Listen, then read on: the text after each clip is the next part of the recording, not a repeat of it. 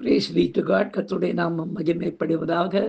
எங்களை அதிகமாய் நேசிக்கிற எங்கள் அன்பின் பரம தகப்பனே, இந்த கிருபையான கர்த்தாவே, காலை விளைக்காய் நாங்கள் நன்றி செலுத்துகிறோம். இந்த காலை விளையிலும் உம்மை துதித்து பாடி ஆராதித்து இந்த நாளிலே நாங்கள் தியானிக்கும்படியாக கர்த்தர் எங்களுக்கு கொடுக்கிற வார்த்தைக்கு நேராக கடந்து போகவும், கர்த்தர் தாமே நீ செய்த நன்மைகளை உங்களுடைய வசனத்துக்கு சாட்சியாக சொல்லி உங்களுடைய நாமத்தை மகிமைப்படுத்த கர்த்தர் உதவி செய்வீராக. இயேசுவின் நாமத்தில் ஜெபிக்கிறோம் எங்கள் ஜீவனுள்ள நல்ல பிதாவே. ஆமென், ஆமென், ஆமென், ஆமென். நேசரேவும் திரு பாதம் அமர்ந்தேன், நிம்மதி நிம்மதி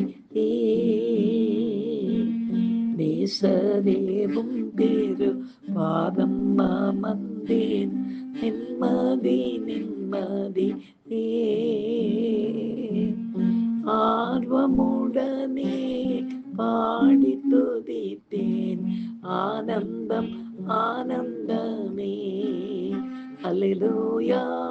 ஆர்வமுடனே பாடி துதித்தேன், ஆனந்தம் ஆனந்தமே. அடைக்கலமே அதிசயமே, ஆராதனை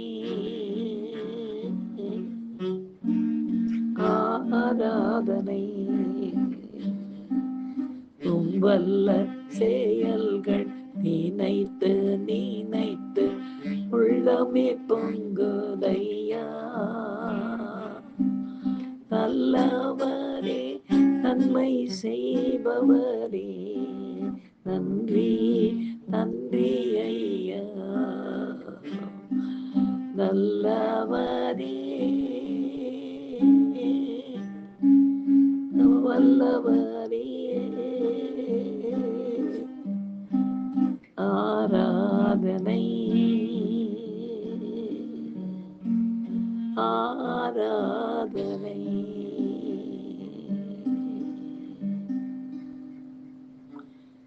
எனக்கு அருமையானவர்களே, இந்த நாளிலே நாம் தியானிக்கும்படியாக கர்த்தர் நமக்கு கொடுக்கிற வார்த்தைக்கு நேராக நாம் கடந்து போவோம். எடுத்து வாசிக்கலாம். அப்போஸ்தலனாகிய பவுல் தீமோத்தேயுக்கு எழுதிய நிருபம், 1ஆம் நிருபம் 5ஆம் அதிகாரம் 22ஆம் வசனத்தை நாம் வாசிக்க கேட்போம். ஒருவன் மேலும் சீக்கிரமாய் கைகளை வையாதே, மற்றவர்கள் செய்யும் பாவங்களுக்கும் உடன்படாதே, உன்னை சுத்தவானாக காத்துக்கொள். பிரியமானவர்களே, வேதத்தில் விசுவாசிக்கிறவர்களால் நடக்கும் அடையாளங்கள் ஆவன என்று சொல்லி, என் நாமத்தினாலே வியாதியஸ்தர் மீது கைகளை வைப்பார்கள், அப்பொழுது அவர்கள் சுத்தமாவார்கள் என்று சொல்லப்பட்டுள்ளது. இது ரட்சிக்கப்பட்டு பரிசுத்தாவின் அபிஷேகத்தை பெற்றவர்களுக்கு கர்த்தர் தருகின்ற கிருபையின் வரங்களில் ஒன்று. ஆனால் ஊழியத்தின் பாதையில் ஜெப வேளைகளில் ஊழியர்கள் ஏதோ ஒரு தலைகள் மீதும் கைகளை வைத்து ஜெபிக்கிறதை நாம் பார்க்கும் பொழுது, நாமும் எந்த காரியத்தை செய்யலாமே என்று நாம் அவசரப்படக்கூடாது. பரிசுத்த ஆவியின் நிறைவு இல்லாதவர்கள் இப்படிப்பட்ட காரியங்களை செய்வதால் மிகவும் பலவீனப்படுவது உண்டு. எனவே நம்மில் நிறைவான அபிஷேகம் இல்லாத வரையில் பொறுமையாய் செயல்படுவது நலம்.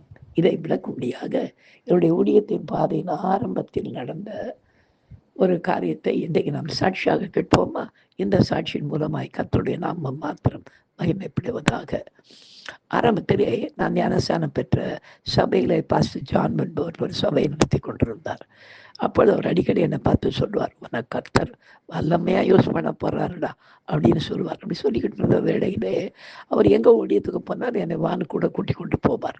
அங்கே கூட்டி கொண்டு போய் வியாதியஸ்தர்களுக்காக ஜெபிக்கும் போது அவர் என்ன செய்கிறார், எப்படி என்ன பண்ணுறாருன்னு பார்க்கறதுக்காக நான் ரொம்ப கிட்ட நெருங்கி போய் அவருடைய வலது பக்கத்தில் நின்று கொண்டு அவரையே பார்த்து கொண்டிருப்பேன். எப்படி அதை ப்ராக்டிஸ் பண்ணுறாரு அந்த வரங்களை அப்படின்னு பார்த்து கொண்டிருப்பேன். அந்த மாதிரி நேரங்களிலே அவர் தம்முடைய வலது கரத்தினுடைய அந்த முட்டினாலே என்ன மேலே இடிச்சு அப்படி பின்னால் அப்படி தள்ளுவார். ஒரு தடவை அப்படி தள்ளிடணும். முதல் தடவை தள்ளும்போது அவர் ஏதோ தள்ளுறாரு அப்படின்னு நினச்சேன். அடிக்கடி இந்த மாதிரி தள்ளிக்கிட்டு இருந்தப்ப நான் பார்த்து இனிமேல் இவர் நம்மளை சம்பளத்துக்கு கூடமான்னு சொன்ன கூப்பிட்டா போகக்கூடாது அப்படின்னு சொல்லிட்டு முடிவு பண்ணிட்டு பேசாமல் வேணாம், இது ரொம்ப அசிங்கமாக இருக்குன்னு சொல்லிட்டு பேசாமல் இருந்துட்டேன். ஒரு நாள் திடீர்னு எனக்கு ஒரு ஃபோன் பண்ணி, ஒரு ஈவினிங் போகிற ஆஃபீஸ்லேருந்து நேராக நீ வாயா, எதுக்கு சர்ச்சுக்கு இங்கே ஒரு பாட்டிமாக்கு வயிறு ரொம்ப பெருசாக வீங்கி ரொம்ப கஷ்டப்படும், இப்போ சாகவும் மாட்டேன்றாங்க, படுக்கவும் மாட்டேன்றாங்க, வா ஜெபம் பண்ணலாம் அப்படின்னாரு. நான் உடனே ஃபோனில் சொன்னேன், இல்லை நான் வரமாட்டேன் அப்படின்னு. ஏன் வரமாட்டேன் அப்படின்னு கேட்டார். இல்லை பாஸ்டர், நான் வந்த ஆசையாக வந்து உங்கள் பக்கத்தில் நிற்கும்போது நீங்கள் உங்கள் கை முட்டினாலே என்னை இடிச்சு பின்னால் தள்ளுறீங்க, அது மாதிரி இருக்குது பார்க்குறதுக்கு, எனக்கு வேண்டாம், நான் கூப்பிடுறீங்க, அப்புறம் இடிச்சு தள்ளுறீங்க, நான் வரல அப்படின்னு சொல்லிட்டேன். அவர் சிரிச்சுட்டே சொன்னார், யோ யார் யாரை எதுக்கு யூஸ் பண்ணணும்னு ஆண்டவருக்கு தெரியும், நீ புறப்பட்டு வா அப்படின்னு சொன்னார். ஆண்டவர் உடனே எனக்கு மனசுக்குள்ள நான் ஜெபம் பண்ணப்போ எனக்கு ஒரு மனதுக்குள்ள ஒரு திருப்தி இருந்தது, போகலாம் அப்படின்னு சொல்லி நான் புறப்பட்டு போனேன். போனால் அந்த பாட்டி வயிறு ரொம்ப பெருசாக வீக்கம் கண்டு அந்த படுக்கையில் படுக்க வச்சுருந்தாங்க. எல்லாம் காத்துக்கிட்டு இருக்காது. அது என்னன்னா, ஒன்றும் பிழைக்கட்டும் எல்லாம் சாகட்டும் அப்படின்ற மாதிரி பார்த்து கொண்டிருக்கிறார்கள். அந்த நேரத்தில் போய் நின்ன போது நான் கொஞ்சம் தூரமாக போய் நின்றுக்கிட்டேன். அவர் முன்னால் நின்றுக்கிட்டு இருந்தார். ஜெபம் ஆரம்பித்த உடனே எல்லாரும் ஜெபம் சாணத்தில் வந்து ஸ்தோத்திரம் ஸ்தோத்திரம்னு சொல்லிக்கொண்டே இருந்தேன்.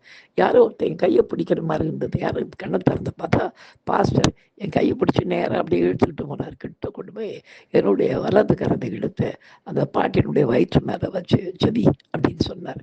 உடனே எனக்கு கண்ணை திறந்த ஒரு தடவை உத்து பார்த்துட்டு செபிக்க ஆரம்பிச்சேன். செபிச்சு முடிச்சுட்டு நாங்கள் வீட்டுக்கு வரும்போது வர வழியில் கேட்டேன், ஏன் பாஸ்டர் இன்னைக்கு அவ்வளோ பெரிய மிஞ்சன் போன வயிறு மேலே கை வச்சு ஜெபம் பண்ணுறதுக்கு, நான் இப்போ தான் ஊழியத்துக்கு இன்னும் சரியாக கூட வரல, உங்கள் கூட ஊழியத்துக்கு வந்துக்கிட்டுங்க, என்ன கூப்பிட்டீங்கன்னு, உனக்கு உன்னோட அழைப்பு தெரியாது, சும்மா இரு, அவசரப்பட்டு தான் கையை வைக்கக்கூடாதே தவிர நேரம் வரும்போது எல்லாரையும் கத்தர் உபயோகப்படுத்தும் வர வேலையில் உபயோகப்படுத்துவார், நான் நடக்க போகிறது பாரு அப்படின்னு சொன்னார். எனக்கு மறுநாள் ஒரு நாள் கழிச்சு மறுநாளுக்கு நான் ஃபோன் பண்ணேன், பாஸ்டர் அந்த பாட்டிமா எப்படி இருக்காங்கன்னு. சிரிச்சுக்கிட்டே சொன்னார், நான் தான் சொன்னேன், இந்த பாட்டிமா மறுநாளே வயிறெல்லாம் அந்த வீக்கமெல்லாம் குறைஞ்சி இப்போ எழுந்த நடமாட ஆரம்பிச்சிட்டாங்க, உயிரோடு இருக்கிறாங்கப்பா அப்படின்னு சொல்லிட்டு அந்த பாட்டியை நாங்கள் சந்திக்க, அவங்க சாட்சி கொடுக்க கேட்க கத்ததாமே கருவை செய்தார். எனக்கு அருமையானவர்களே, நமக்கு ஊழியத்தில் அநேக அதை இருக்கலாம் அவசரமான சில காரியங்கள், அதாவது நாமும் இந்த ஊழியத்தை நல்லா கத்தனுக்காக காரியங்கள் செய்யணும். ஆனாலும் நிறைய புத்திமதிகள் வேதத்திலே கொடுக்கப்பட்டிருக்கிறது. அதில் ஒரு காரியம், சீக்கிரமாக மற்றவர்கள் மேலே நீ கைகளை வையாது ஏற்று போடப்பட்டிருக்குது.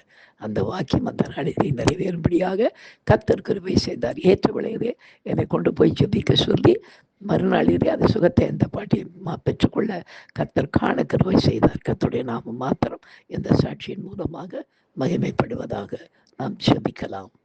எங்களை அதிகமாக நேசிக்கிற எங்கள் அன்பின் பரம தகப்பனே, அந்த கிருபையான விளைக்காய் மக நாங்கள் நன்றி செலுத்துகிறோம், மகிமைப்படுத்துகிறோம். ராஜா, வேத வசனங்களுக்கு உட்பட்டு சட்டத்திட்டங்களுக்கு உட்பட்டு ஊழியம் செய்ய கத்தர்களுக்கு உதவி செய்யும்படியாக ஜெபிக்கிறோம் ஐயா.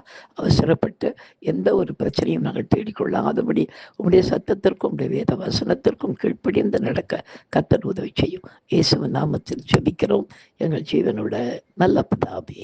Amen. Hallelujah. Hallelujah. Hallelujah. God bless you. Thank you.